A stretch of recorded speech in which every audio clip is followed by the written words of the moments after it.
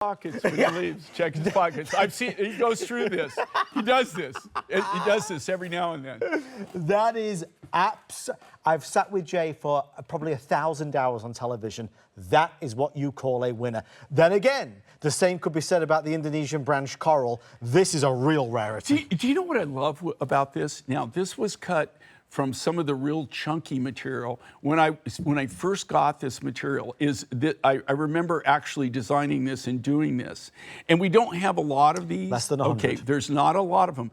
And what's really unique about this is the natural color of this coral. Okay, it isn't color enhanced or treated in any way. Okay. I always hate these close-up shots. But you love this one. I love it. And here's why.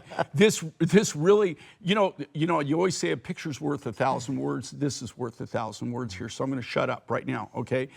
Something that all of you have been dreaming about, right? I knew you were going to say that. It's a miracle. Yeah, it was a miracle. One of the things that is a miracle for me to shut up. Okay, so if you look at this, you can really tell that you can see the characteristics of this coral. Only natural coral will look like that. You can't fake that.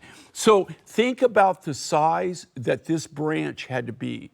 Now, this is Indonesian branch coral. They quit harvesting this in 1985. That's when they put the halt to it. It's not endangered. It was legally harvested, but it was harvested pre-1985 by divers. Now in Indonesia, what they did to replace this trade, all the divers, they're now growing coral, and they have coral farms. But they're not branch coral. This is a hard coral. It's a branch coral. The corals that they grow now are decorative corals. So they're soft corals and they're fast growing. This is not fast growing. This is the coral, that branch coral that everybody wants. It's very hard, takes a beautiful polish. But this material is just not available on the market. This was harvested pre-1985. I have all the CITES permits, everything that it was legally done, where it came from, the sourcing, everything. And this came out, I was able to buy, I had one major coral vendor that I got, not all, but a lot of my really high-grade corals from at one time. Him and his wife, became elderly. They just really couldn't do the business anymore. They had 2 children. Neither one of them wanted the business. So they said, look, you know, they wanted somebody to take it all.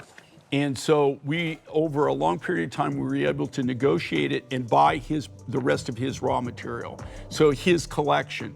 I still have some of this material, but I don't have any of the big material like that. I couldn't cut this again if I wanted to. So you're getting something that's truly unique, and it's something that I could never repeat on right now. And it is a natural branch coral. And look at the plentiful amount that you've got. It really is spectacular. Fewer now than 70 before it is sold out.